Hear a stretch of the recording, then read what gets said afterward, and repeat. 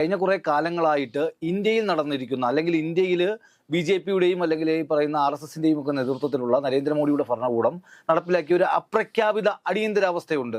കാരണം ആവിഷ്കാര സ്വാതന്ത്ര്യം എന്ന് പറയുന്നത് നമ്മുടെ ഭരണഘടന ആർട്ടിക്കിൾ 91A നമ്മൾ എന്ത് ചെയ്യുന്നു, നമ്മുടെ രാജ്യത്തെ എല്ലാ പൗരന്മാർക്കും ഉറപ്പ് നൽകുന്നതാണ്.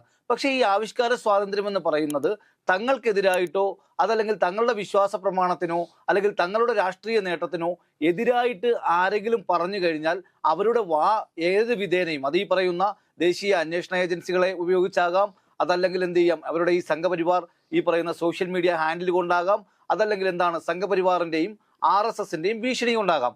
ഇവിടെ നമ്മളെ എമ്പുരാൻ സിനിമയെ കുറിച്ച് പറയുമ്പോൾ നമുക്കറിയാം എല്ലാ ചിത്രങ്ങളും അല്ലെങ്കിൽ എല്ലാ സംവിധായകന്മാരും എല്ലാ ആളുകളും എന്താണ് നമ്മുടെ സമകാലിക അല്ലെങ്കിൽ അവരുടെ ജീവിതചര്യകളിൽ നിന്നോ അല്ലെങ്കിൽ ഏതെങ്കിലും പുസ്തകങ്ങളിൽ നിന്നും ഒക്കെയാണ് സിനിമയുടെ പ്രമേയം എടുക്കുന്നത്.